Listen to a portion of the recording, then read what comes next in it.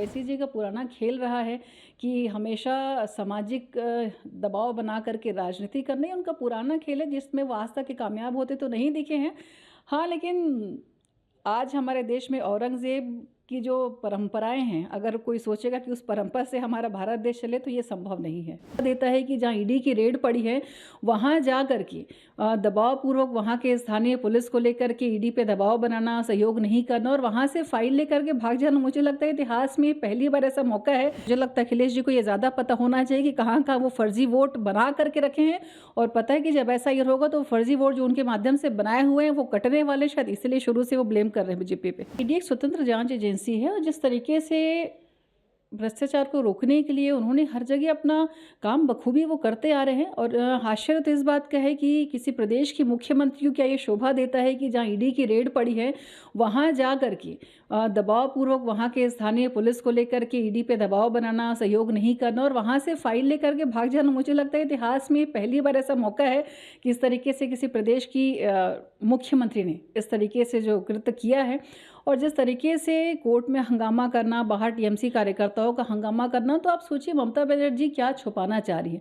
क्या ऐसी कोई चीज़ वहाँ पे उनके हाथ लग जाती तो टीएमसी की और ममता बनर्जी की पोल खोल देती कि इस बात का डर है उन्हें, तो हो सकता है वो फाइल लेकर के भागी हो। लेकिन देखिए, भारत में जब से प्रधानमंत्री नरेंद्र मोदी जी हैं, बहुत स्पष्टता के साथ काम हो रहा है। ईडी भी अपना काम, स्वतंत्र एजेंसी है, बहुत स्पष्टता के साथ अपना काम करे और जो भी इसके पीछे षड्यंत्र होगा उनका, वो निश्चित ही आने वाले समय में उजागर होने वाला है।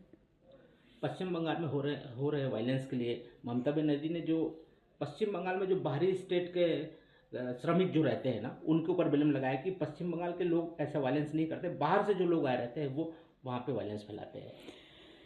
देखिए, शुरू से हमारे भारत में, और हम बात करें बाहर लोग खाने कमाने बहुत सारे कामों के लिए बाहर जाते हैं, अलग अलग प्रोजेक्ट्स के लिए बाहर जाते हैं, और बाहर से आए हुए लोगों को तो हम अतिथि मानते हैं। उनका सम्मान करना, उनकी रक्षा करना किसी भी प्रदेश का पहला दायित्व है। और जिस तरीके से अपनी नाकामियों को ममता बनर्जी लगातार कभी सरकार पे, कभी प्रवासी मजदूरों पे डाल रही है, तो ये उनकी कमज़ोरी है।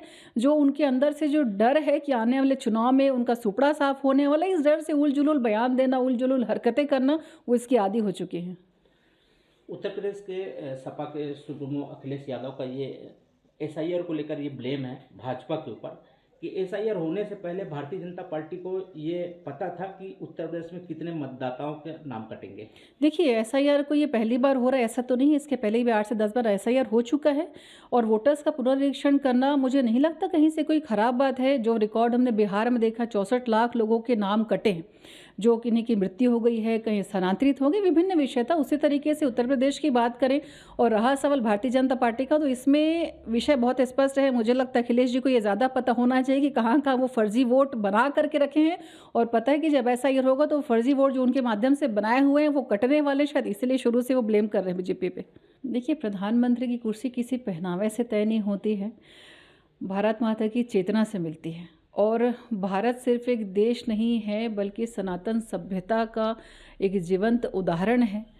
और बाबा साहब अम्बेडकर ने जब संविधान बनाया और सभी वर्गों को समान दर्जा उसमें दिया, निश्चित ही किसी समाज की बात अगर हम ना करें, लेकिन हाँ, एक चीज़ तो ज़रूरी है कि जो भारत के संविधान का जानकार हो और जिसे भारत माता का जयकारा करने में शर्म न महसूस हो, निश्चित ही वही देश का प्रधानमंत्री बनेगा और जिसे जनता का साथ और समर्थन मिलेगा।